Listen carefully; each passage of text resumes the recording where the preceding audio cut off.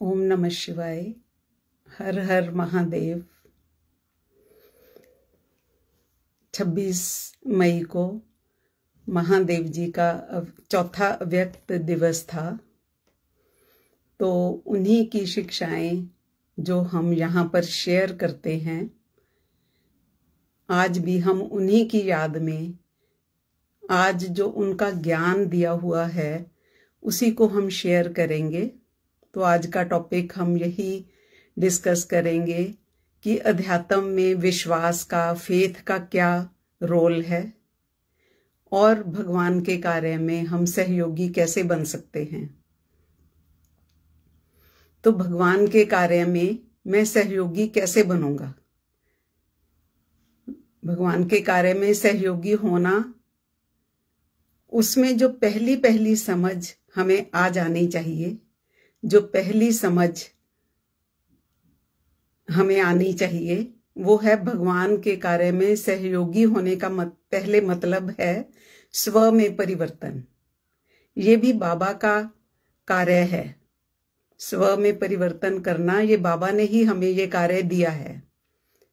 बाबा धरती पर आया, मुझे बदलने के लिए आया, मुझे चेंज करने के लिए आया।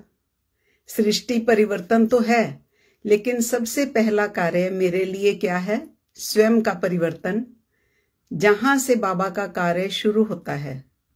ऐसे नहीं कि स्वयं में परिवर्तन आया या ना आया पता नहीं और दूसरों को समझाने लग गए। ये ठीक नहीं है, ये ठीक विधि नहीं है। कोशिश करें हम वही दुनिया को समझाएं, बताएं जो हमने स्वयं में धारण किया हो। हम विश्वास के साथ वही बात बता पाएंगे जो हमने स्वयं में धारण की होगी। आपने देखा होगा, हम तब तक दुनिया को कह ही नहीं पाए या किसी के सामने हमारे मुख से ये शब्द नहीं निकल पाए कि धरती पर भगवान आया हुआ है। कब तक? जब तक खुद मुझे विश्वास नहीं आया था, जब तक मेरे अंतर मन ने स्वीकार नहीं कर लिया कि हाँ, मैंने समझ लिया कि भगवान आया हुआ है। तो पहले क्या है? पहले मुझे खुद में विश्वास लाना है, तभी मेरे मुख से निकलेगा। अगर मुझे खुद ही समझ में नहीं आया तो मेरे मुख से भी नहीं निकलेगा, मेरे व्यवहार में नहीं आएगा। मुझे समझ ही नहीं आया तो मेरे व्यवहार में भी नहीं था, मेरे एक्शन में भी नहीं आएगा। तो क्या समझा हमने? भगवान धरती पर आया है, भगवान का कार्य चल रहा है। तो नेक्स्ट लेसन हमने क्या समझा कि भगवान का कार्य कैसे चल रहा है। भगवान का कार्य तो चल रहा है, पर कैसे चल रहा है, किसके द्वारा चल रहा है? परमात्मा का दिया हुआ ज्ञान है क्या? क्या है परमात्मा का दिया हुआ ज्ञान? उसको समझाना है और खुद समझना है। तो पहले जो कदम है समझना, फिर स्वीकार करना। हम किसी चीज को समझ लेते हैं, स्वीकार कर लेते हैं, तो इतना काफी नहीं होता। जो बात आपने समझ ली, आपको बहुत अच्छी लगी, लेकिन आपके एक्शन में नहीं है, आपके कर्म में तो है नहीं, फिर तो आधा अधूरा रह जाएगा ना ज्ञान वो, और वो पुरुषार्थ पूरा नहीं होगा। जो भी आपको समझ आ गया, जितना भी समझ आ गया, उतना ही हमारे व्यवहार में आ जाना चाहिए। तभी हम मुख से बिल्कुल कॉन्फिडेंट बोलेंगे कि हमें हाँ ऐसे बात समझ आ गई, ये ऐसे नहीं ऐसे है, ऐसे नहीं ऐसे है, तभी तो हम बोल पाएंगे ना। अगर मेरे एक्शंस में नहीं है तो कहीं ना कहीं मेरे विश्वास में कमी है। विश्वास माना मेरे मुख से वो ज्ञान निकले और मेरे व्यवहार में नजर आए। जब भगवान साथ है, भगवान का ज्ञान मिला, फिर डर किस बात का ना। खुले मन से, खुले दिल से, निश्चिंत होकर हमने सेवा करनी है। क्या ऐसा फील होता है जीवन में? एक खुशी, एक मस्ती हो कि मुझे समझ आ गया भगवान का कार्य कैसे चल रहा है, समझ आने की खुशी।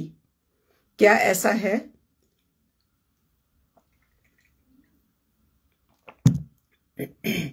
फिर दृढ़ संकल्प होना पुरुषार्थ में कि मुझे समझ में आ गया और मुझे यही करना है, मेरे व्यवहार में वो चीज आ जानी चाहिए।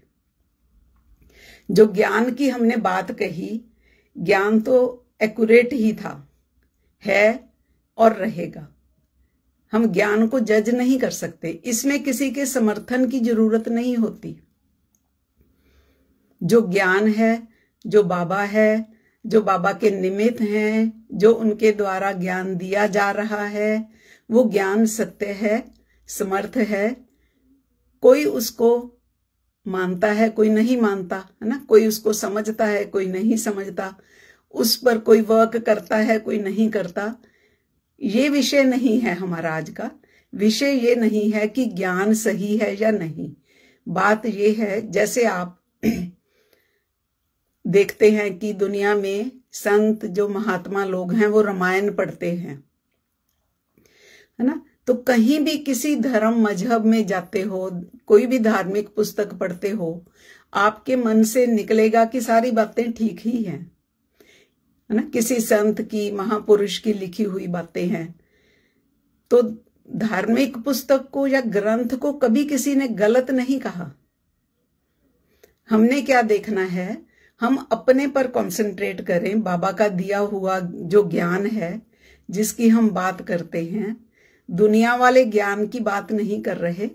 जो बाबा का दिया हुआ ज्ञान है, बाबा के दिए हुए ज्ञान को बहुतों ने मान लिया, बहुत से अभी मानने के प्रोसेस में हैं और बहुत से नहीं भी मानते।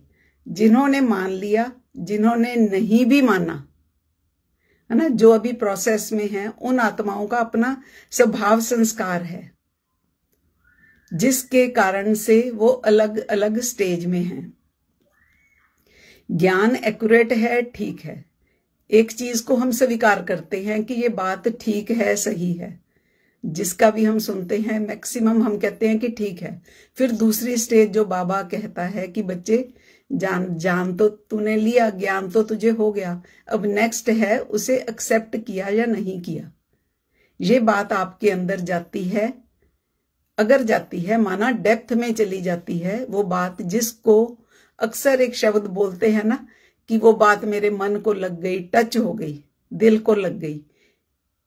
आज ये बात, जैसे कोई पॉइंट सुनते सुनते हम कहते हैं ये बात मुझे टच हो गई।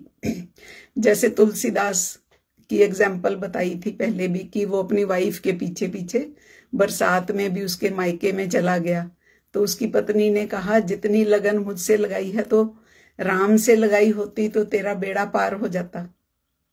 ये बात उसको लग गई। इसका मतलब क्या है, तुलसीदास के वो बात समझ आ गई और स्वतः ही उसमें फिर परिवर्तन आ गया जीवन में उसके। तो ये आपके बस में नहीं है। जो हम शब्द इस्तेमाल करते हैं कि मेरे से नहीं हो रहा, ये आपसे होगा भी नहीं। कब तक नहीं होगा? जब तक वो बात आपके अंदर नहीं जाएगी, वो एक्शन में आएगी ही नहीं। तो अंदर जाने के बाद भी एक स्टेज है कि फिर वो दृढ़ निश्चय करता है कि मुझे ऐसा ही करना है। हमारे दिल को तो बहुत सारी बातें लग जाती हैं। एक समय पर हम कहते हैं ना कितनी अच्छी बातें हैं। हम सोशल मीडिया पर भी जो कई बातें लिखी हुई मैसेजेस में पढ़ते हैं, सुनते हैं, तो हम कहते हैं हाँ ये बात तो बहुत अच्छी है। और एक बार तो लगता है कि यही राइट है।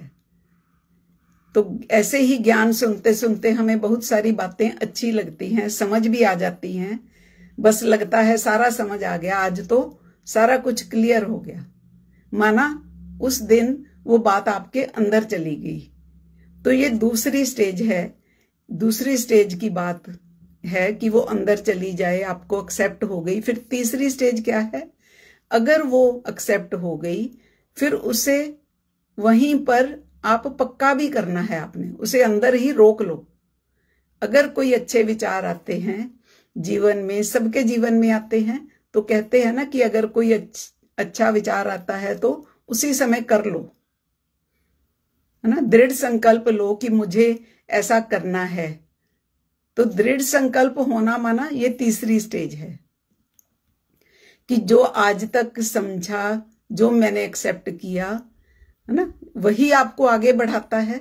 उसके बाद फिर दृढ़ संकल्प होना है कि मैंने ये चीज समझ ली, जान ली, अब मुझे यही करना है। दृढ़ संकल्प लेना है कि चाहे कुछ भी हो जाए, ये मेरे जीवन का सत्य हो गया, मेरे जीवन का तो यही सत्य है, और किसी का हो चाहे ना हो, उनका अपना हिसाब है।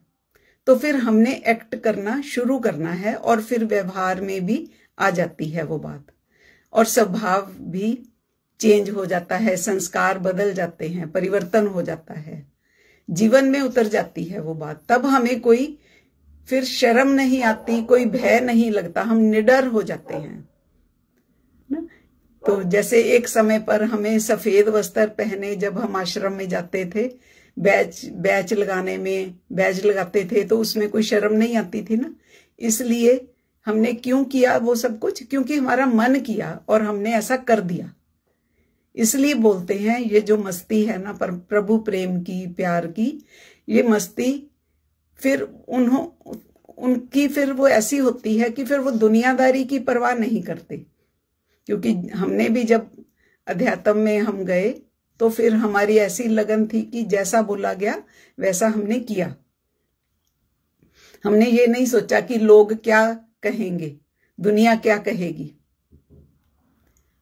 फिर वो चल पड़े उस राह पर, समझ में आ गई उनके वो बात, उनका फिर मन करता है, जब ऐसा मन करे तो फिर उस बात को हमें पक्का कर लेना चाहिए, क्योंकि मन ही तो भागता है ना। हर दिन एक जैसा नहीं होता। महादेव जी ने क्या बताया कि चेंजेस तो लाइफ में आती रहती हैं। पहले हम आश्रम जाते थे, अब नहीं जाते हैं। हर दिन कुछ ना कुछ बदल जाता है, चाहे तो इस ब्रह्मांड को ले लो, इस ग्लोब को ले लो, हर दिन बदलता है। इसी तरह जीवन यात्रा है, जीवन का जो लाइफ साइकिल है, ये भी मिनट बाय सेकंड बदल रहा है ना, आगे बढ़ रहा है। तो हमें इसको आगे बढ़ने देना चाहिए, इसको चलने दो, इसको आगे, इस साइकिल को रोको मत। परिवर्तन जीवन का नियम है, तो परिवर्तन हो जाने देना चाहिए। हमारी सोच में, समझ में परिवर्तन आता है जीवन में, तो उसमें हमने रिजिड नहीं होना। जैसे जैसे हम ज्ञान में आगे बढ़ते हैं तो हमने अपनी सोच को बदलना भी होता है, अंतर मन के द्वार खोलने होते हैं। यही हमारा जीवन का सत्य है।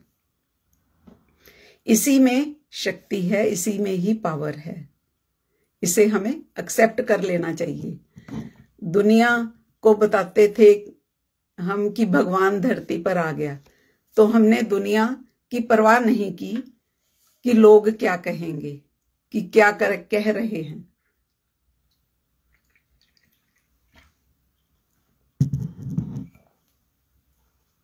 भगवान धरती पर आ गया, ये नई बात थी ना। जब भी कोई बात आपकी समझ में आ जाए तो वो दूसरों के लिए तो नई ही होगी, क्योंकि आपको भी तो अभी समझ आई ना। उनको पता चलना भी चाहिए कि ऐसा कुछ नया भी है, इसीलिए हम सेवा करते हैं ना। नहीं तो फिर हमारी मेहनत तो बेकार है। जो बात हमने इतनी मेहनत से समझी है, हम किसी को बताएं ही ना। ये भी बोला जाता है ना कि दूसरों का दीपक जगाना है, तो दूसरों का दीपक जगाने का मतलब क्या है? दीपक तो कई तरह के होते हैं, है ना। रोशनी के लिए भी दीपक जगाते हैं, मस्जिद में भी जलाते हैं, कब्रों पर भी दीपक जलाते हैं, घरों में भी दीपक जलाते हैं। एक तो वो वाले दीपक जगाते हैं, एक वो दीपक जिसको हम ज्योत बोलते हैं, है ना, जो माता रानी के आगे जलता है वो दीपक। क्या फर्क है उस ज्योत में और इस ज्योत में? क्यों वो पवित्र ज्योत है, अखंड ज्योत है, बाकी ज्योत ऐसी क्यों नहीं है? उस पवित्र या अखंड ज्योत उसे क्यों कहते हैं, क्यों मानते हैं उसे पवित्र और अखंड ज्योत? तो फर्क तो है ना। ऐसे ही इंसानों में भी फर्क है, हर इंसान तो एक जैसे नहीं है।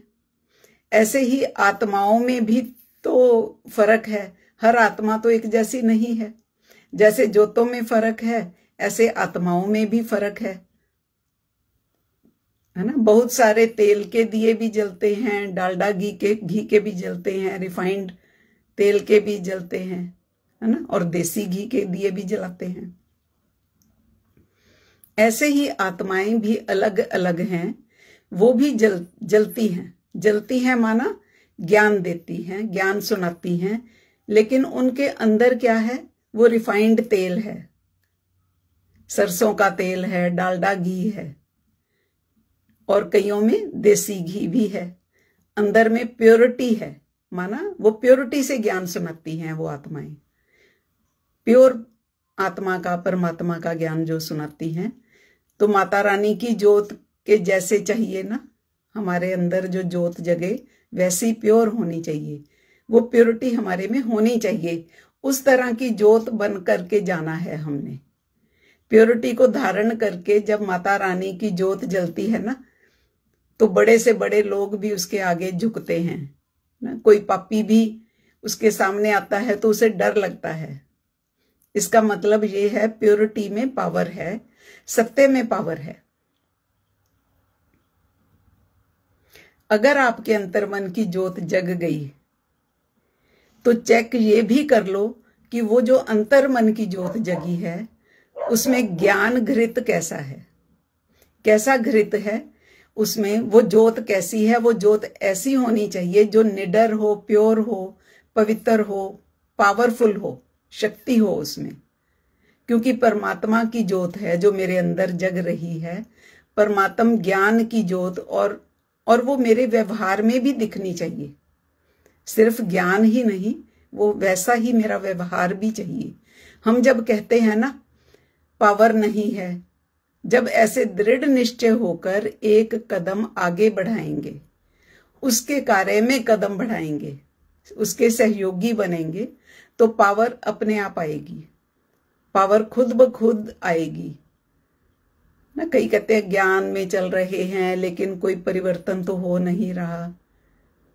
उसके लिए क्या चाहिए, प्योरिटी चाहिए, और उस कार्य में सहयोगी होंगे तो मदद भी मिलेगी। जैसे बाबा कहता है खुद को हायर कॉन्शियसनेस में रखें, स्वमान में रखें, ज्ञान के अनुसार, तो अपने में हम चेंज आना ही भगवान के कार्य में सहयोगी होना है। पहले तो खुद में ही चेंज लानी है, वही भगवान के कार्य में सहयोगी होना है। हम इस सृष्टि के लिए ही हैं, इस सृष्टि परिवर्तन के लिए ही आए हैं, और इस सृष्टि में क्या है, आत्माएं ही तो है ना। तो आत्माओं में परिवर्तन की बात है। कहते हैं ना स्व परिवर्तन से विश्व परिवर्तन, सृष्टि में परिवर्तन। तो सृष्टि में आत्माएं ही तो हैं, उनके भी तो परिवर्तन की बात करनी है ना। हमने अपनी अपनी, हम क्या करते हैं, हम बाहरी परिवर्तन की बात ज्यादा करते हैं कि दुनिया बदल जाएगी। ये बात अंदर की है, आत्मा की बात है। हमने अपनी अपनी जिम्मेदारी तो लेनी है। बाबा ने कहा है ना कि तुमने अपनी जिम्मेवारी तो लेनी ही है, दूसरों की भी लेनी है। तब जब तुम अपनी जिम्मेवारी पूरी कर लो, अपना काम छोड़ के नहीं, खुद में चेंज किया नहीं और दूसरों को करवाने लग जाएं। जैसे ऑफिस में भी कई बार हमें अगर डबल काम करना पड़ जाता है तो हम पहले अपना काम खत्म करते हैं, फिर दूसरों का करते हैं ना। तो एक्चुअल में ज्ञान ही अभी हम लोगों को क्लियर नहीं है, ज्ञान में अभी कंफ्यूजन है।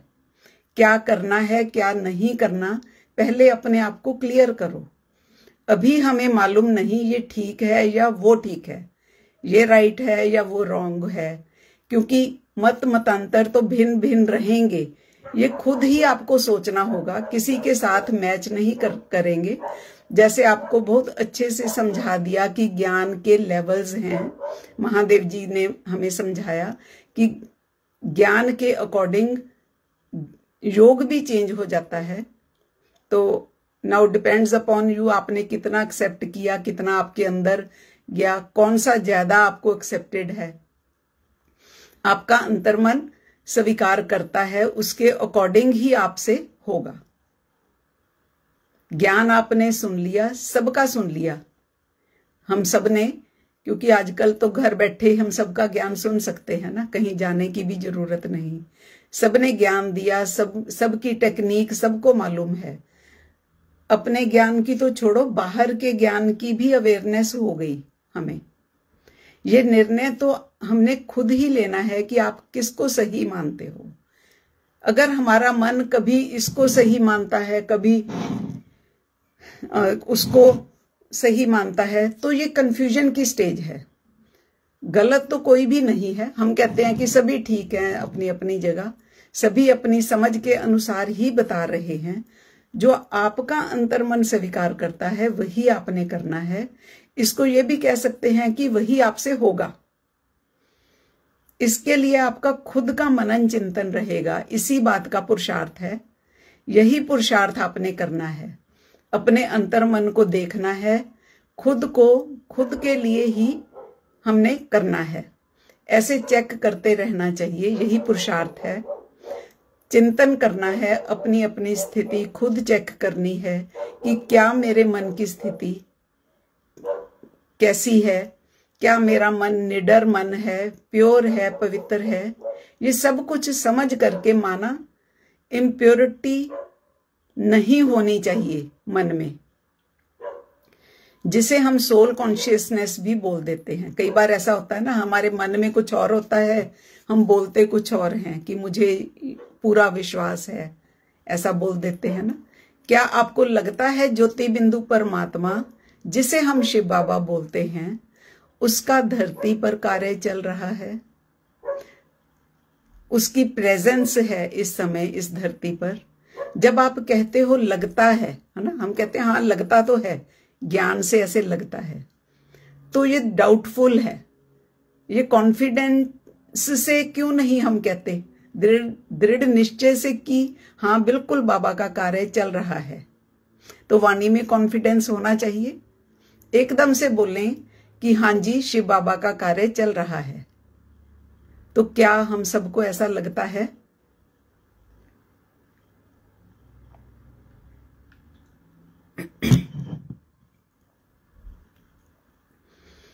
जैसे आपको बताया हमने कि बाबा वही है ना। हम एक इस ज्ञान की बात कर रहे हैं, बाबा के ज्ञान की।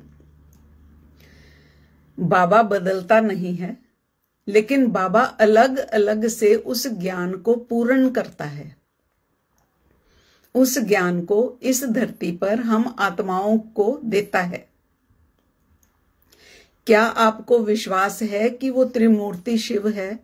वो त्रिमूर्ति के द्वारा माना वही बाबा तीन मूर्तियों के द्वारा अपने ज्ञान को देता है। तीन मूर्तियां उसके निमित्त बनती हैं। क्या ऐसा विश्वास है? तो हम कह देते हैं कि हाँ ब्रह्मा बाबा पर तो हमारा विश्वास है ना, बाकी से तो हमें नहीं पता, हम मिले भी नहीं तो हमें क्या मालूम। एक्चुअल में मिले तो हम ब्रह्मा बाबा से भी नहीं थे। ये कैसे विश्वास आपको आया? किसने बताया? किसी ने तो बताया ना। तो ये जरूरी नहीं है, जैसे आप ब्रह्मा बाबा से मिले नहीं, लेकिन बताने वालों ने आपको इस तरह से बताया कि आपको विश्वास आ गया कि बाबा के मुख से ज्ञान दिया, ऐसे ही है ना। हम सबने स्वीकार किया ना, विश्वास किया। ठीक इसी तरह आपको ये बात महादेव जी बता रहे हैं कि तीन मूर्तियों के द्वारा बाबा ने ऐसे ऐसे ज्ञान दिया।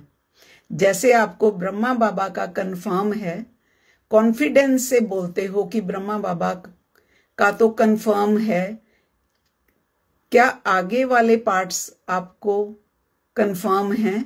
विश्वास है उस पर? ये हमें महादेव जी ने बताया। तो ये सीक्वेंस क्या है, आपको लगता है ऐसे हुआ होगा या नहीं? जिन्होंने भी महादेव जी का ज्ञान सुना, तो लॉजिकली महादेव जी ने क्लियर किया कि वो एक लेवल तक ज्ञान पूर्ण नहीं होता, अधूरा होता है। तो अंत में फिर स्वयं बाबा परमात्मा महादेव जी के द्वारा पूरे सिस्टम के ज्ञान को क्लियर करता है। आपका अंतर्मन क्या कहता है। स्वीकार तो हमने एक्चुअल में पूरा पहले वाले लेवल को भी 100% नहीं किया, स्वीकार हमने आगे वाले पार्ट्स को भी नहीं किया। तो स्वीकार वाली बात तो परसेंटेज में ही रहेगी।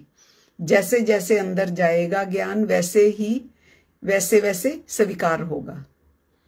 तो इसमें जो बात इंपॉर्टेंट है कि बाबा का जो कार्य है उसकी जो वर्किंग है वो हमें समझ में आनी चाहिए, तभी उस पर विश्वास होगा। जो भी ज्ञान आपने अब तक सुना, देने वालों ने तो दे दिया, जैसा भी दिया वो तो सारे निमित्त थे जिन्होंने दे दिया। अगर हमें लगता है ये भगवान का ज्ञान नहीं है, भगवान के निमित्त नहीं हो सकते, ये तो फिर हमने देखना है, हमें खुद ही डिसाइड करना होगा कि कहाँ हमें डाउट है और हमको कितना स्वीकार होता है। वैसे ही फिर हम ज्ञान की चर्चा करते हैं, जितना हमें स्वीकार होता है तो फिर वही हम कोशिश करते हैं दूसरों को बताने की कि ये ठीक है, ये नहीं ठीक है। जैसे हम चर्चा करते हैं ज्ञान चर्चा, तो उसमें हम बोलते हैं ना कि मुझे ये नहीं लगता, ये तो गलत है। तो किसी भी पार्ट की या किसी की भी बात करें, है ना, बाहर के ज्ञान की भी, तो कुछ हमें एक्सेप्ट होता है, कुछ नहीं होता, ये तो चलता रहता है। जो उसका सार है, ज्ञान का सार क्या है, जो हमारे भी ज्ञान का सार क्या है, इस सारे ज्ञान का सार ये है कि हमने देह भान से ऊपर उठना है। ये तो कॉमन है ना, सारे लेवल्स पर सभी कहते हैं कि देह भान से ऊपर उठना है, ये ज्ञान का सार है। जब हम देह भान की बात करते हैं तो जब हम एक लेवल पर ही अटैच्ड होते हैं, वहीं उसी को ही सत्य मानते हैं, तब हमें लगता है कि ऐसा मत कहो कि ये फर्स्ट पार्ट है, सेकंड पार्ट है, थर्ड पार्ट है। हमें अच्छा नहीं लगता क्योंकि हम तो उसी पार्ट में फिक्स है ना, खुद को हमने जोड़ा हुआ है। फिर हम बात करते हैं नहीं नहीं हम तो आत्मा है, ऐसे लगता है ना कि ऐसे सेकंड पार्ट थर्ड पार्ट मत करो, सभी आत्माएं हैं, बस बाबा का ज्ञान है। तो हम भी यही कहते हैं, हम आत्मा ही हैं, यहां से ही शुरू करते हैं, चाहे किसी भी पार्ट से हो, हम हैं तो आत्माएं ही। तो जब हम थोड़ा सा जो मिस मारते हैं ना, जो हमें पता नहीं चलता, खुद पर ध्यान नहीं जाता, वो ये है कि फिर हमने इधर से भी नहीं करना कि दूसरे पार्ट वालों को भी तो फिर आत्मा समझो ना, उनके प्रति ऐसी नेगेटिव भावना क्यों। एक साइड में तो हम अटैच्ड रहते हैं कि पार्ट्स ना करो, क्योंकि ताकि उसी को ही हम माने। लेकिन फिर दूसरे, जब ज्ञान हो गया कि हम आत्माएं हैं, है ना, एक साइड में तो हम अटैच्ड रहते हैं और दूसरी साइड में समझते हैं कि हम तो आत्मा हैं, भी कोई जरूरत नहीं है बाकी किसी का ज्ञान सुनने की। तो सारी साइड से ही आत्मा समझना है, कहीं भी नहीं अटकना। इस तरह की हमारी इम्पार्शियल सोच होनी चाहिए, ऐसी डिटैचमेंट होनी चाहिए। नहीं तो फिर ये लगाव ही तो है ना कि हम एक को ही सही मानते हैं, बाकी सबको गलत मानते हैं। ऑन द होल कैसे समझेंगे कि अगर हमें रिस्पेक्ट है, अगर हमारी रिस्पेक्ट जागती है स्पिरिचुअल, किसी भी स्पिरिचुअल पर्सनैलिटी के प्रति, किसी निमित्त के प्रति अगर जागती है, तो फिर तीनों के प्रति एक जैसी जागे। और मैं तो कहूंगी कि सारे गुरुओं के प्रति सभी जो आत्माएं हैं, चाहे वो देव आत्माएं हैं या धर्म आत्माएं हैं, या सबके प्रति ही जागनी चाहिए।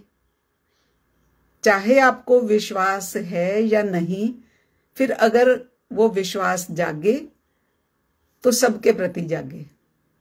जितने भी निमित्त हैं, अगर एक भी पॉइंट अगर हम उठाएंगे ना कि नेगेटिविटी है, उनमें ये प्रॉब्लम है, तो देखेंगे तीनों पार्ट्स में है।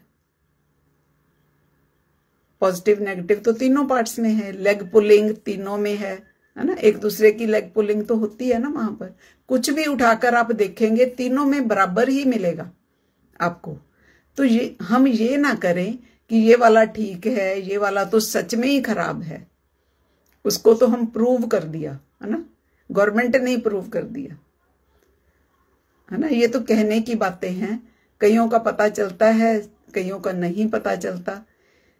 नेगेटिविटी तो सब में ही है। जब हमने समझ लिया, मान ही लिया कि बाबा ने अगर इनको निमित्त बनाया है तो किसी कारण से ही बनाया होगा। बाबा के ज्ञान के निमित्त तो है ना। बाकी जो ऊपर नीचे है उनके सिस्टम में, वो तो तकरीबन सब में होगा, जिसको हम कहते हैं हम अवेयर होते हैं। सिर्फ सभी सिस्टम के बारे में हमें पता चल जाता है कि वहां ये पॉजिटिव है, वहां ये पॉजिटिव है, वहां ये कमियां हैं, लेकिन हम अटैच नहीं होते। तीनों परमात्मा के ही निमित्त हैं। ऐसा समान भाव तीनों में देखें तो तीनों में से एक भी अलग नहीं है। तीनों ही परमात्मा के निमित्त हैं। तीनों के द्वारा ही परमात्म ज्ञान धरा पर आया। तीनों ने मेहनत की है, उन्होंने ज्ञान समझाया है, बताया है। ऐसे हमने इक्वल होना है। और ये जो हम ज्ञान दे रहे हैं, ये चौथा पार्ट है, फोर्थ पार्ट, जिसको चौथा लेवल बोल देते हैं समझने के लिए। क्योंकि उन तीनों में तो कंफ्यूजन है ना, एक दूसरे को एक्सेप्ट नहीं करते, तो वो बाबा उन तीनों को एक कैसे करेगा? वो कोई चौथा ही आकर करेगा ना। समझने के लिए बोल देते हैं फोर्थ लेवल, माना फोर्थ सोच, फोर्थ थिंकिंग। तीन थिंकिंग हो गई अलग अलग, फोर्थ थिंकिंग माना इक्वल भाव, समरस समभाव वाली थिंकिंग, जो कि महादेव जी के द्वारा ये पाठ चला, चौथा पाठ। तो वो होनी चाहिए ना हमारी थिंकिंग, समरस समभाव वाली। अगर ज्ञान समझ में आया तो स्व में परिवर्तन कैसे आएगा? तीनों के प्रति समान भाव, इक्वल भाव, तो इसको भी तो आत्मिक स्थिति ही कहेंगे। सबके प्रति समरस समभाव होना, ये भी तो बाबा का ही ज्ञान है। जब अपनी स्थिति के बारे में बोल रहे हैं हम कि ये हमारा अनुभव है, ये ठीक है, ये ठीक नहीं है, ये तो हमारा पर्सनल अनुभव है। जहां हमारा एक्सपीरियंस अच्छा हुआ हम उसको अच्छा बोल देते हैं, जहां अच्छा नहीं हुआ उसको गलत बोलते हैं। ये तो हमारा पर्सनल, सबका इंडिविजुअल पुरुषार्थ है। अभिमानी स्थिति बनाने का पुरुषार्थ जो महादेव जी ने कराया, कि जिस दिन आपको समझ में आ गया, माना जैसे जिस दिन ज्ञान का पॉइंट समझ आ जाता है, ऐसे लगता है ना कि आज तो पॉइंट क्लियर हो गया, जैसे तीर लग गया। फिर आपका पुरुषार्थ शुरू हो गया, फिर आप वैसा करने लग जाते हो, जिसको सोल कॉन्शियसनेस या आत्म अभिमानी स्टेज कहते हैं। उसमें फिर हमारा पुरुषार्थ शुरू हो जाता है, अगर ये बात हमें समझ आती है जो महादेव जी ने समझाई। सबके प्रति समरस समभाव होना, मन को प्योर करना और मन को सबके प्रति पॉजिटिव करना, तो ये सोल कॉन्शियसनेस ही है।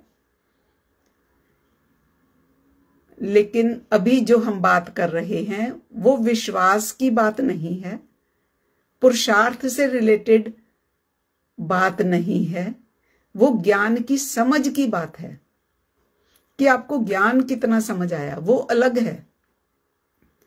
विश्वास होना वो तो बाद की बात है। ज्ञान कितना समझ आया, कैसे समझ आया, पहले तो वो पॉइंट है ना। वो विश्वास वाला वो बाद में वर्क करेगा आप पर, अभी नहीं करेगा। ये आपका सिर्फ पुरुषार्थ है सोल कॉन्शियसनेस का। ये तो नहीं कह सकते कि आपको आत्मा का ज्ञान नहीं है। आप बहुत कॉन्फिडेंटली दूसरों को बताते हैं आत्मा का ज्ञान मुझे क्लियर है, दूसरों को भी समझा देते हैं कि हाँ ये तो बहुत छोटा ज्ञान है, ये तो हमें समझ आ गया आत्मा का ज्ञान। एक्चुअल में सोल कॉन्शियसनेस क्या है वो अंत में हमें समझ आती है फोर्थ लेवल में, जो कि अभी तक किसी की हुई नहीं। ये रिजल्ट बाबा ने ही दिया है। उसका कारण क्या है? क्योंकि ज्ञान क्लियर नहीं है। अभी पता चला कि आत्मज्ञान को धारण कैसे करना है ना। उसके लिए हमें खुद में क्या परिवर्तन करना होगा अपनी सोच में। बहुत कुछ ऐसा था पहले जो हमने समझ लिया था, लेकिन बिल्कुल एक्यूरेट हमने अभी समझा। जो अब समझा और जो पहले समझा उसमें डिफरेंस तो है ना, क्योंकि प्रैक्टिकल में तो डिफरेंस है। चाहे बातों में वही बातें हैं, लेकिन प्रैक्टिकल में कैसे होंगी वो फिर हमें अब समझ आती हैं। अब काम जब करना शुरू किया तब पता चला कि करनी और कथनी में फर्क है। क्यों है? अगर है भी ये फर्क तो क्यों है? लेकिन अब हमारी बात जो समझ में आ गई, मतलब हमारे अंदर चली गई, हमें टच हो गई, तो हम उस पर वर्क भी करते हैं। वही चीज आप बड़े पर्सपेक्टिव में देखो कि बोल तो महादेव जी ये ज्ञान भी रहे हैं 5 साल से। महादेव जी का ज्ञान जो हम ऑनलाइन भी बता रहे हैं कि बाबा ने संगम युग में ऐसे ऐसे वर्क किया। पहले तो सोल कॉन्शियसनेस की बात है, उसके बाद फिर बाबा की वर्किंग क्या है ये बात भी तो 5 साल से हम बता रहे हैं ना। बाबा ने इन तीनों को कैसे निमित्त बनाया, फिर 4th पार्ट का क्या रोल है, ये सब हम बता रहे हैं। पर आपको कितना समझ आया, आपके अंदर कितना गया, और ये कितना कितना ज्ञान आपको आगे का भी बता दिया, परम धाम का, क्रिएशन का, हमारे मूल स्वरूप का, कि कैसे हमने अपने मूल स्वरूप में वापस जाना है, और मूल स्वरूप का जो क्रिएटर है वो कौन है, वही हमारा ये पुरुषार्थ करवा सकता है। तो ये बातें भी तो 5 साल से बता रहे हैं ना, लेकिन किसको कितनी समझ आई ये सबका अपना अपना है हिसाब। बात यही है कि आपको वो बात लगी कि नहीं लगी। एक आपका काम रहता है जो हो जाना चाहिए मेरे हिसाब से। अब बहुत वक्त गुजर गया, और ये वर्क ये है कि जो ज्ञान और पुरुषार्थ महादेव जी ने बताया, आपने आधा घंटा समय निकालना है और आधे घंटे में वही काम करना है जो हमें बाबा ने महादेव जी के द्वारा बताया।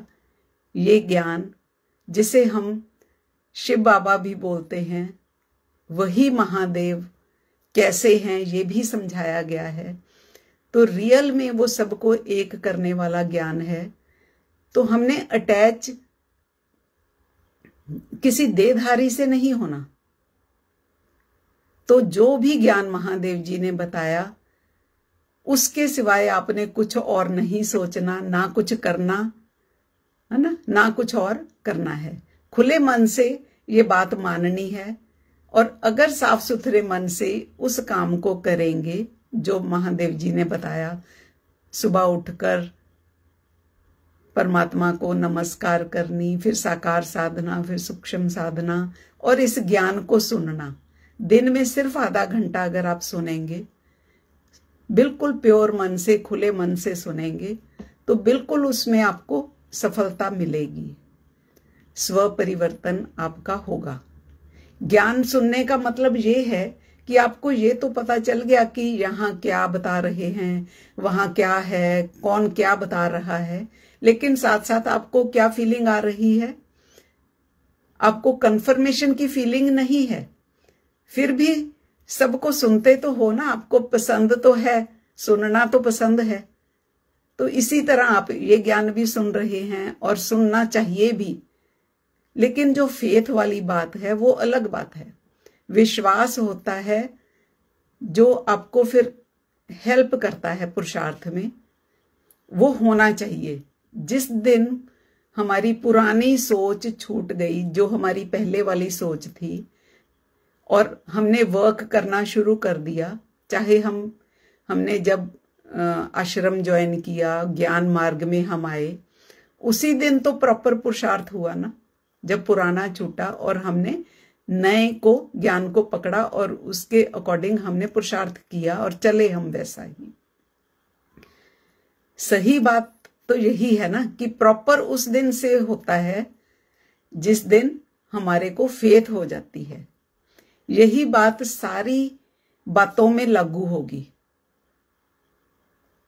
जैसे सारे पॉइंट्स है ना, ज्ञान के जितने भी पॉइंट्स है, उन सारे पॉइंट्स पे अलग अलग 4 लेवल्स जो हमने बताए ना, 4 स्टेप्स में विश्वास आएगा तभी होगा। एक पॉइंट पे हम विश्वास कर लेते हैं, फिर हमें लगता है कि हमें विश्वास तो हो गया, सोल कॉन्शियसनेस वाली बात पे तो विश्वास हो गया, लेकिन क्या परमात्मा की वर्किंग पे विश्वास हुआ?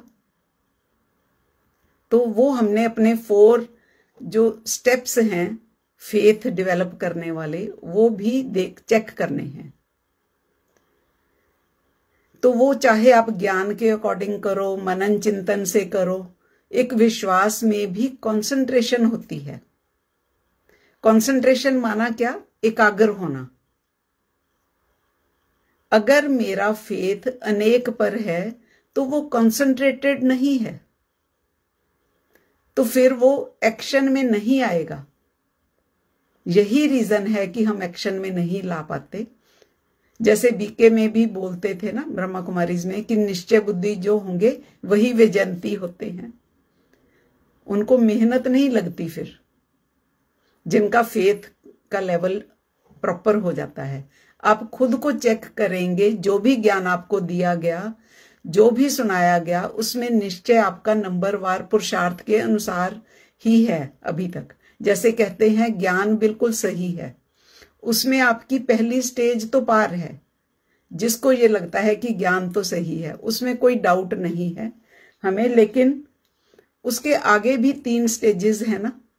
एक तो यह कि उसमें से कितनी बातें हमें लगी, मतलब एक्सेप्ट हुई, तो पुरुषार्थ भी करना है और समझ को भी बढ़ाना है। समझ बढ़ेगी तभी तो मेरा पुरुषार्थ बढ़ेगा। पुरुषार्थ का आधार क्या है? मेरी समझ, या मेरे अंतर मन में कितना स्वीकार हुआ। कई बार आपको इस तरह से फेथ होता है किसी पर, जैसे एक तो नॉर्मल फेथ होता है कि हाँ ये इंसान ठीक है, हाँ ये ठीक बताते हैं, बिल्कुल ठीक है। एक तो ये विश्वास है। और किसी किसी पर आपका ऐसा विश्वास बैठेगा कि उस पर तो मैं जैसे मर्जी फेथ कर सकती हूं, बिना सोचे समझे फेथ, ब्लाइंड फेथ जिसको कहते हैं, है ना। जैसे ब्लाइंड लव होता है, ब्लाइंड फेथ भी होती है। जैसे आपकी अगर 10 फ्रेंड्स हैं, उनमें से किसी पर आप कहते हो ना, इस पर तो मैं बिना सोचे समझे फेथ कर सकता हूं, है ना। तो उसका ऐसा होने का कुछ तो आधार होता होगा ना, उसमें कुछ तो बात होगी, आपको उसकी बात लग जाती है।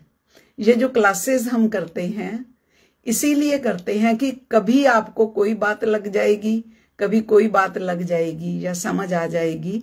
जिस दिन आपको ये विश्वास आ जाए, आप कहोगे कि नहीं हमें तो विश्वास है ना, बाबा पर विश्वास है।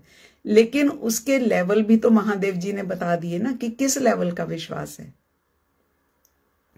परमात्मा ने जो ज्ञान दिया धरती पर आकर, ऐसे जो लेवल्स बताए कि त्रिमूर्ति के द्वारा दिया गया ये ज्ञान।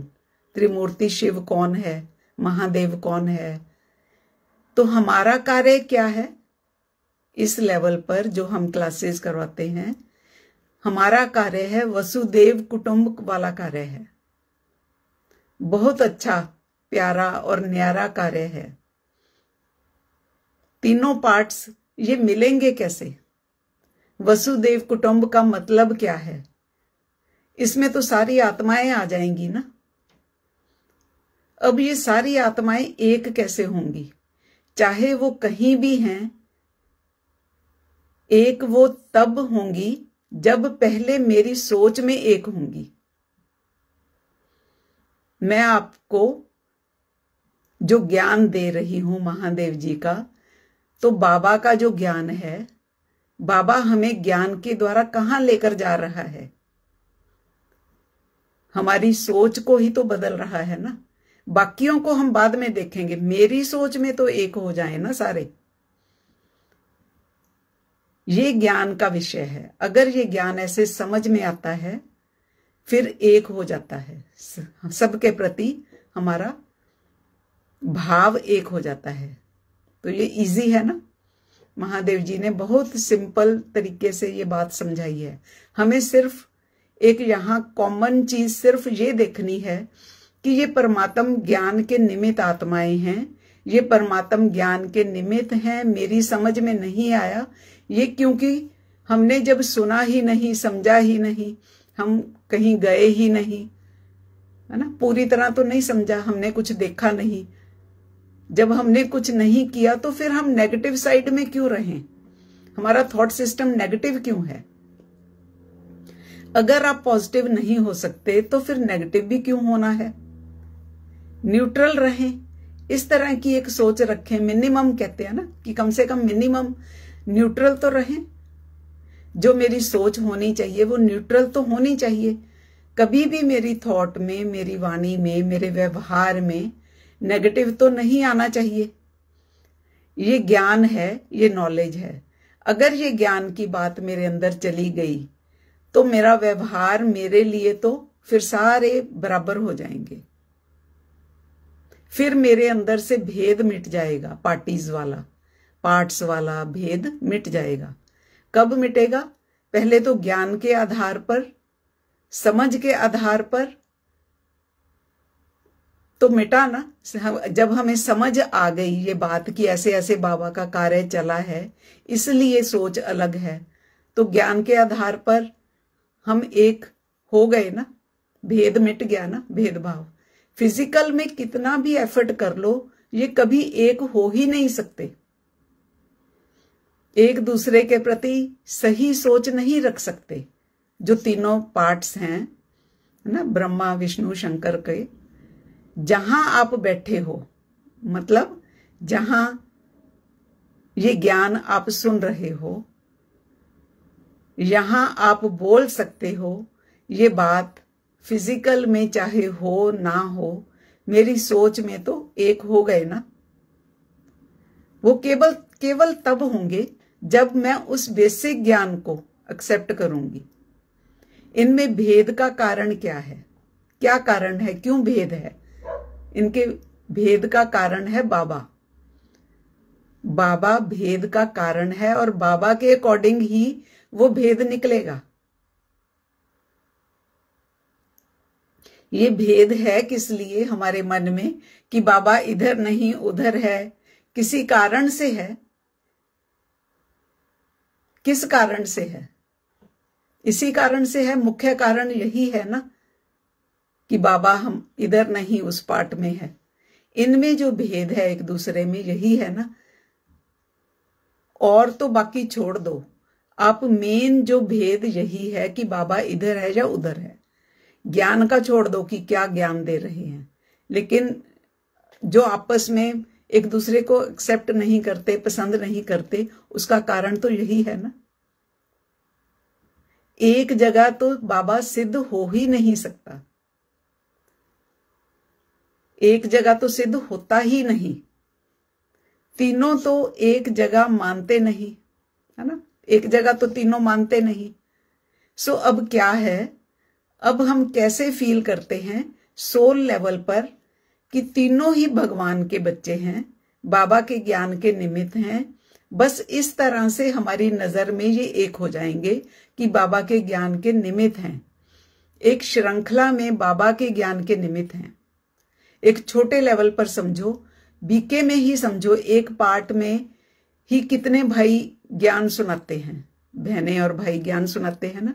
तो हम क्या कहते हैं, सारे ही बाबा का ज्ञान सुनाते हैं और सबके प्रति रिस्पेक्ट है हमारे मन में। किस कारण से?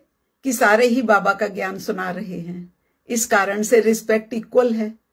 इसी को हमने थोड़ा सा बड़ा करना है कि ये जो तीनों ही बच्चे परमात्मा के ज्ञान के निमित्त हैं। अब आप एक ही पार्ट में देख लो, सारे भाई एक जैसा ज्ञान तो नहीं सुनाते, सबका तरीका अलग है, सबका स्टाइल अलग है। और जो सुनाते हैं खुद में उन्होंने, किसी ने कितना धारण किया, किसी ने कितना धारण किया है, ये तो फर्क है ना। इसको बड़े लेवल पर भी ऐसे ही समझना है। कि सबके सुनाने का स्टाइल और तरीका अलग अलग है और उनका जीवन अलग अलग है। जो भी हैं तीनों लेवल पे सब अलग अलग है, लेकिन सारे परमात्मा के ज्ञान के निमित्त हैं, बाबा के ज्ञान के निमित्त हैं, क्योंकि बात तो वो बाबा की ही करते हैं। जैसे एक राम कथा कई संत सुनाते हैं, कई हैं जो सुनाते हैं रामायण की कथा। उनमें कॉमन क्या है? सब कुछ उनका अलग अलग है, एक दूसरे के पास भी बैठकर राजी नहीं। अपने अपने चेले भी उनके अलग अलग हैं सबके, लेकिन सारे सुनाते तो राम की कथा ही है। सारे सुनाते अपने स्टाइल में हैं। अब हमने क्या फील लेनी है कि ये सारे ही बाबा का ज्ञान सुना रहे हैं, अपने अपने हिसाब से सुना रहे हैं, अपने अपने तरीके से सुना रहे हैं। इस तरह से हमारा इन सब के प्रति पॉजिटिव भाव हो जाएगा। फिर हम कहते हैं कि ये चार ही क्यों निमित्त हैं? फिर बाबा का ज्ञान तो कई सुनाते हैं, ये भी प्रश्न उठता है ना। फिर तो सारे ही सुनाते हैं, सिर्फ चार ही निमित्त क्यों? इन चार का ऐसे हिसाब है, इन चार लेवल्स पर एक सोच को अलग किया जाता है। बाकी तो जो उनके फॉलोअर्स होते हैं वो एज इट इज एक सोच को फॉलो करते हैं। तो जिसने एक सोच को इनिशिएट किया, मतलब अलग किया, दूसरे ने उसकी सोच से फिर अलग किया, तीसरे ने फिर उसकी सोच से अलग किया। चाहे उसको हायर किया, लेकिन अलग तो हो गए ना।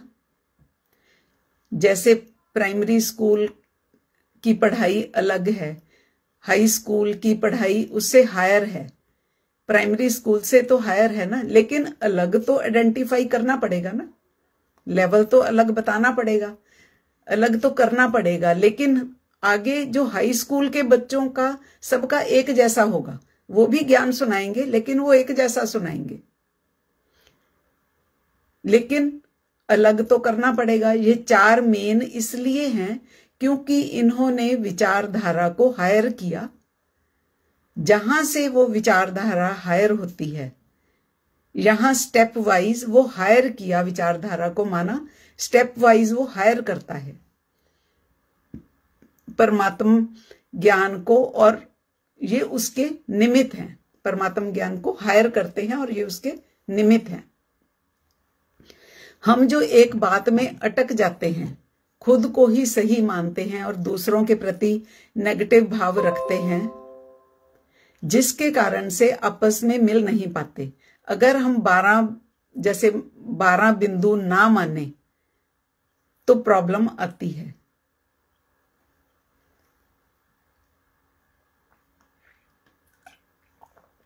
महादेव जी ने जो क्रिएशन का ज्ञान दिया, उसमें 12 बिंदु कैसे क्रिएट होते हैं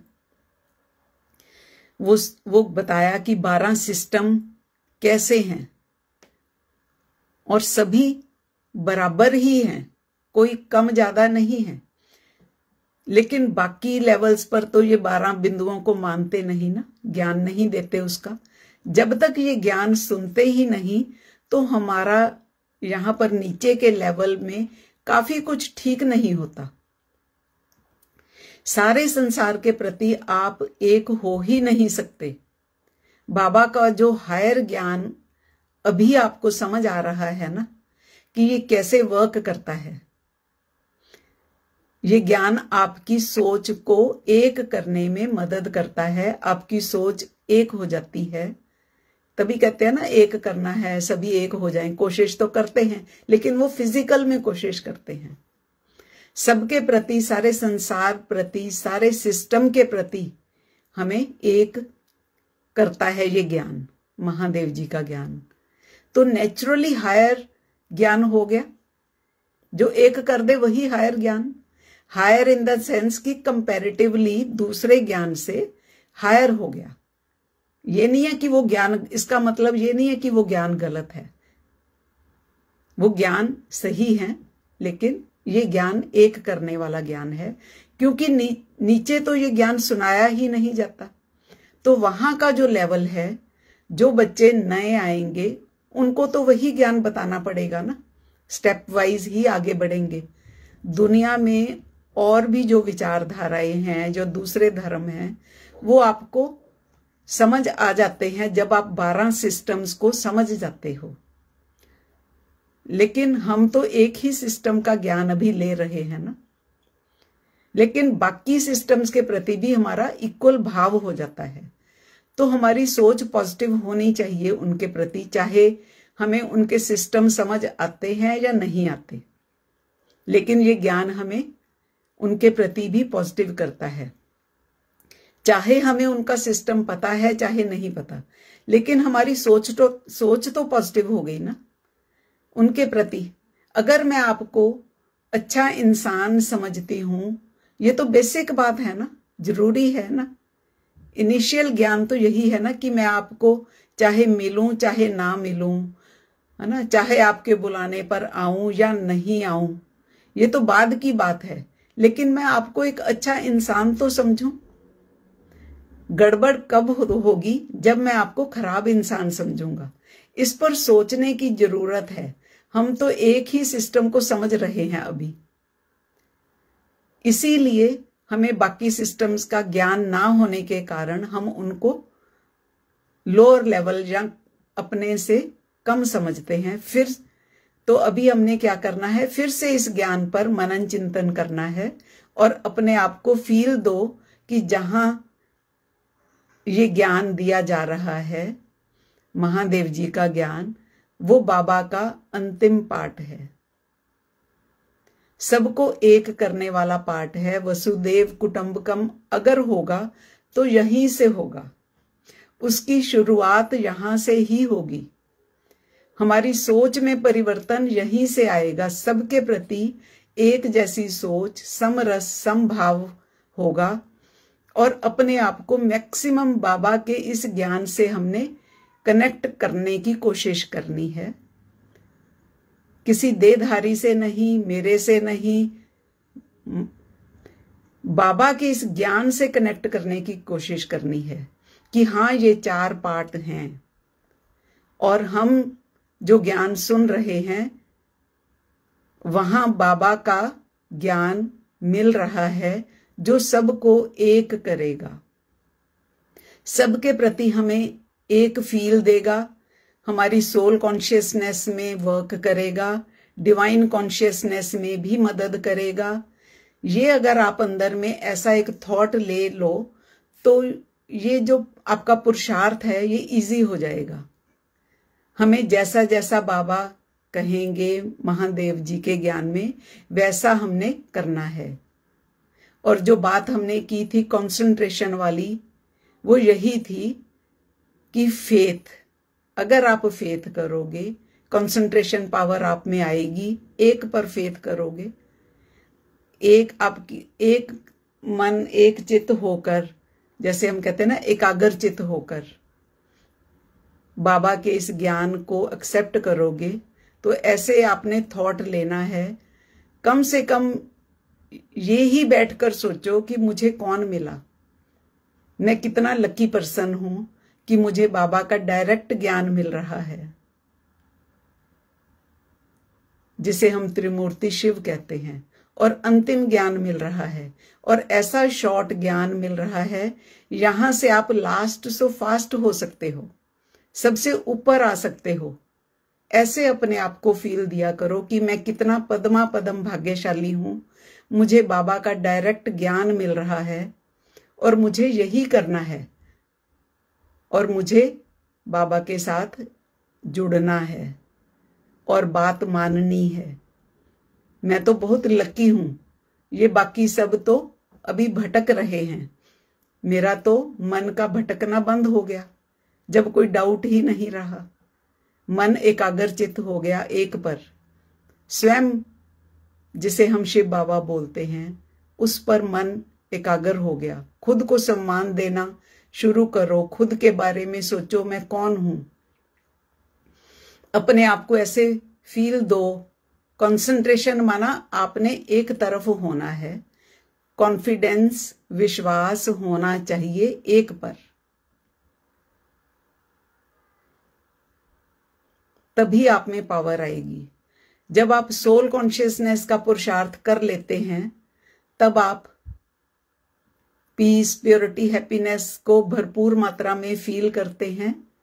जब महादेव जी के ज्ञान अनुसार पुरुषार्थ करते हैं और उपराम स्थिति आपकी हो जाएगी, यहां तक आप किसी से नहीं जुड़ते, यहां तक आप इंडिपेंडेंट अपने आप ही ये सफर तय करते हो। यहां पर आपको नहीं बोला जाता कि आप महादेव जी को याद करो, बाबा को याद करो। इसके बाद का जो आत्मा का सफर है आगे, फिर आत्मा को कुछ चाहिए। दिव्य गुणों का जो क्रिएटर है वो महादेव है, जो आत्माओं का ज्ञान दाता है, जो आत्मा का ज्ञान देता है, आत्मा के जो मूल स्वभाव संस्कार हैं उनको जागृत करने वाला उनका क्रिएटर है महादेव। जिसके पास जो विद्या होगी वो वही सिखाएगा ना। जो देहधारी गुरु हैं वो यही कहेंगे कि हमें माता पिता मान लो या माता पिता मान लो, है ना। वो देह के अंदर मानने वाली बात होती है। किसी भी देहधारी को आप कुछ भी मान लें, उससे गुण धारण नहीं होते। आत्मा में जो गुण होंगे तो वो आत्मा जब दूसरी आत्मा से जुड़ेगी, और वो भी किसी पावरफुल आत्मा से जुड़ेगी। जितनी भी पावरफुल आत्माएं हैं, जो दिव्य आत्माएं हैं, जिनको हम डिवाइन सोल्स बोलते हैं, सभी डिवाइन सोल्स के ऊपर जो है, सभी डिवाइन सोल्स का जो लीडर है, या कहो सभी डिवाइन सोल्स का गुरु है, वो महादेव है। इसलिए उन्हें देव देव महादेव कहा गया।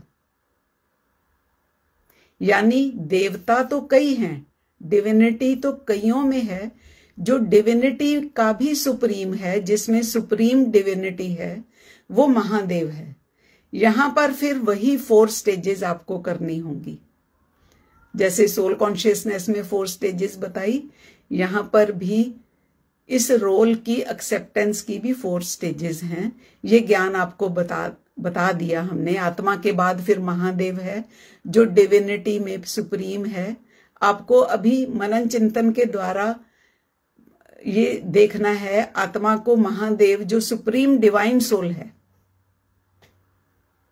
आपको अपना एक इष्ट और सदगुरु दोनों ही स्वीकार करने होंगे।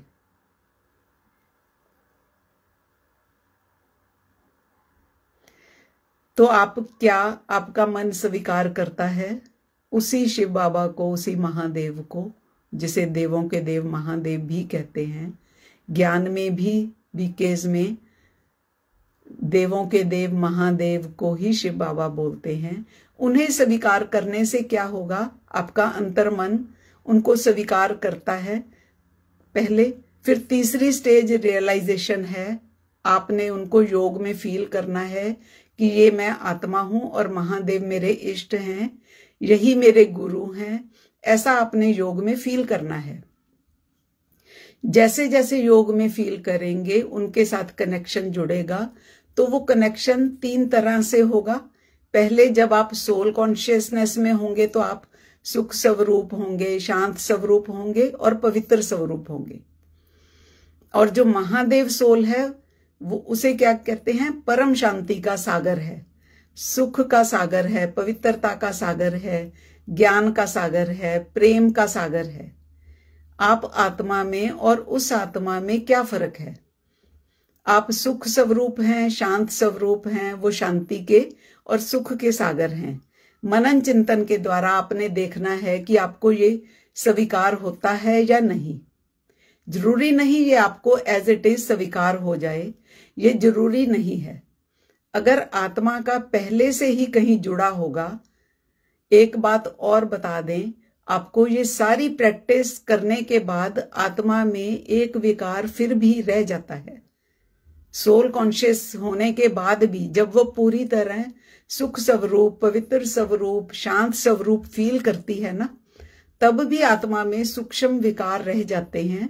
एक विकार है कि मैं भरपूर आत्मा हूं, उसे खुद को भरपूर होने की फील आती है। उसको ऐसे लगता है कि मुझे किसी से भी जुड़ने की जरूरत नहीं है और मैं स्वयं ही सब कुछ कर लूंगा। ऐसी ये फील आ सकती है कई आत्माओं को, ऐसे फील आती है। यहां पर जिन आत्माओं को ऐसे फील आती है कि मैं सब कुछ कर लूंगा, मुझे किसी से जुड़ना नहीं है, मुझे किसी से जुड़ने की जरूरत नहीं है, ऐसी अगर फील आती है तो वो आत्माएं चली जाएंगी फिर छोड़ करके, फिर उनका अपना पार्ट अलग से शुरू हो सकता है। यहां तक जो ज्ञान योग के आधार पर आपकी स्थिति बनेगी, सुख स्वरूप, शांत स्वरूप, पवित्र स्वरूप, वह आपकी अपनी मेहनत से बनी है। महादेव ने केवल आपको ज्ञान दिया है, योग सिखाया है। यहां तक अपने साथ नहीं जोड़ा महादेव जी ने आपको। आपने ज्ञान चाहे ले लिया महादेव जी का, सोल कॉन्शियसनेस का ज्ञान ले लिया और उसकी पुरुषार्थ आपने करके अगर आपने वैसी स्टेज बना भी ली, लेकिन यहां तक महादेव जी आपको अपने साथ नहीं जोड़ते। उसके बाद यहां पर एक अपॉर्चुनिटी है आपको कि आगे महादेव जी हैं, आपके पास एक रास्ता है, आप उनके साथ मिलकर चल सकते हैं, उनके साथी बनकर चल सकते हैं। और एक जो मैंने बताया, आत्माओं में अक्सर ये आ जाता है कि हमने किसी से नहीं जुड़ना और हम तो इंडिपेंडेंट ही सब कुछ कर लेंगे। तो आपका अंतर्मन किस बात को मानता है, यहां से आप अलग रास्ता भी तय कर सकते हैं, शुरू कर सकते हैं और महादेव का साथी बनकर भी चल सकते हैं। तो दोनों ऑप्शंस आगे रहती हैं आत्माओं के पास। लेकिन महादेव का साथी बनने के लिए फिर आपको 100% होना होगा। ये ऐसे नहीं होता कि 50% तो जैसे दूसरी फील है और 50% दूसरी फील आती है, कि विश्वास होता है और नहीं भी होता। जब तक ये वननेस की फील नहीं आती, इस ज्ञान में वननेस की फील आएगी, तभी आप महादेव जी से, शिव परमात्मा से जुड़ पाएंगे। जब तक 100% आत्मा इस ज्ञान को स्वीकार नहीं कर लेती कि मैं आत्मा यहां इस साकार वतन में हूं, देह के अंदर हूं, इसे मैंने अपनी मेहनत से ये स्टेज बना ली, शांत स्वरूप, सुख स्वरूप और पवित्र स्वरूप, ये स्टेज मैंने बना ली। ये देह भान में मैक्सिमम स्टेज होती है आत्मा की, कि देह भान में जब तक आप देह में हैं, देह के अंदर रहते हुए ये अंतिम स्टेज होती है।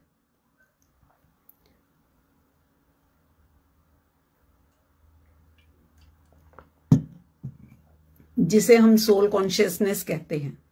कईयों का अंतिम लक्ष्य ही ये होता है बस आत्म अभिमानी स्टेज बनना, फर्स्ट और लास्ट लेसन। ये बहुत अच्छी और ऊंची स्टेज लगने लगती है आत्माओं को। अगर तो आपको आगे का ज्ञान समझ में आता है और अंतर्मन स्वीकार करता है, फिर उसके बाद आती है रियलाइजेशन। ये आती है डिवाइन कॉन्शियसनेस के अंतर्गत। योग में फील करते हो आप उस चीज को कि मैं आत्मा इधर साकार वतन में और मेरे जो इष्ट हैं, जो मेरे गुरु हैं, वो मूल वतन में हैं। उनसे फिर 3 स्टेजेस में आपका रिलेशन जुड़ता है। पहले आपको अट्रैक्शन होती है, आप अट्रैक्ट होते हैं उनके प्रति, महादेव के प्रति आपको अट्रैक्शन होती है। अगर अट्रैक्शन नहीं होती तो फिर आपका अपना अलग सफर शुरू हो जाएगा। तो पहली स्टेज अट्रैक्शन और दूसरी स्टेज अटैचमेंट। अटैचमेंट भी जरूरी है। किससे? परमात्मा से, शिव बाबा से। ये अज्ञानता के कारण से बहुत सारी आत्माओं को गलत मतलब समझ आता है। मैंने बताया ना, सूक्ष्म विकार भी रह जाते हैं। उन्हें लगता है हमने किसी से अटैच नहीं होना, क्योंकि पहले यही ज्ञान दिया गया कि अटैच नहीं होना। जब आप सोल कॉन्शियसनेस की प्रैक्टिस करते हो तो आपको यही सिखाया जाता है कि आपने फिजिकल में सबसे डिटैच होना है। लेकिन सद्ज्ञान ये है, डिटैच होना है साकार वतन से, बॉडी कॉन्शियसनेस से, और जो अटैचमेंट है वो इधर से हटानी है। और वो प्योर फॉर्म में अटैचमेंट होनी चाहिए, अट्रैक्शन भी होनी चाहिए, अटैचमेंट भी होनी चाहिए, फिर लव भी होना चाहिए, क्योंकि वो डिवाइन जो गुण हैं, डिवाइन वैल्यूज हैं। तीसरी स्टेज है लव। पहले है अट्रैक्शन, दूसरी है अटैचमेंट, तीसरी है लव की। महादेव से या परमात्मा से फिर प्रेम हो जाएगा, प्यार हो जाएगा आपको। जैसे कहते हैं ना, मुझे भगवान से प्यार हो गया।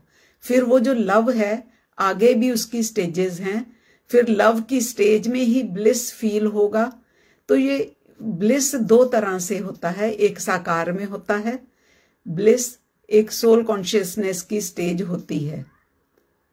एक जो महादेव के साथ जो लव होता है, लव के साथ में ब्लिस की स्टेज होती है, वो अंतिम स्टेज होती है, जिस स्टेज में फिर परमार्थ जागता है आत्मा में। फिर आपका अपना कुछ नहीं रहता, आप सारे संसार के लिए हो जाते हो। आपकी सोच सारे संसार के लिए चलती है।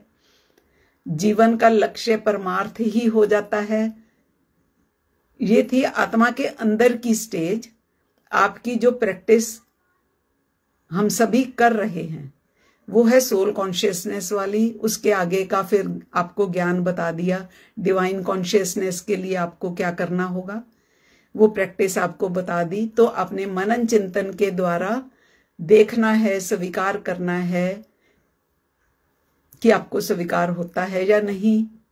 स्वीकार होता है तो एक के प्रति होना चाहिए, एक के प्रति अट्रैक्शन होती है या नहीं। फिर अटैचमेंट होती है कि नहीं, अटैचमेंट होती है तो फिर लव की स्टेज आएगी। लव में भी फिर दीवानापन होता है। वो कहते हैं ना कि परमात्मा के प्यार में कईयों की एग्जाम्पल बताते हैं, मीरा की या कईयों की, कि वो दीवानापन होता है। तो ये अलग अलग स्टेजेस हैं। फिर गॉड नोज कि आपकी स्टेज किस तरफ जाएगी, महादेव जी की तरफ जाती है या किसी और की तरफ जाती है। जिस तरफ भी जाएगी उस तरफ आप चल पड़ना, चाहे इस साइड चाहे उस साइड, कहीं भी आपने बिल्कुल प्योरिटी के साथ चलना है। आप कहीं भी रहें, जैसे भी रहें, जहां भी रहें, उसका हमें कुछ फर्क नहीं पड़ता। जिसके साथ भी आप मिलकर के काम करें, परमार्थ करें, वो अच्छा ही होगा। आपने अपने मन से ही पूछनी है ये बात कि आपका अंतर्मन किस तरफ चलता है। जब यह कंप्लीट होगा तो फिर उसके बाद हम आगे की बात करेंगे। आगे की क्लासेस चलती रहेंगी। महादेव जी का ज्ञान तो ऐसे हम डिस्कस करते रहेंगे। ओम नमः शिवाय। हर हर महादेव।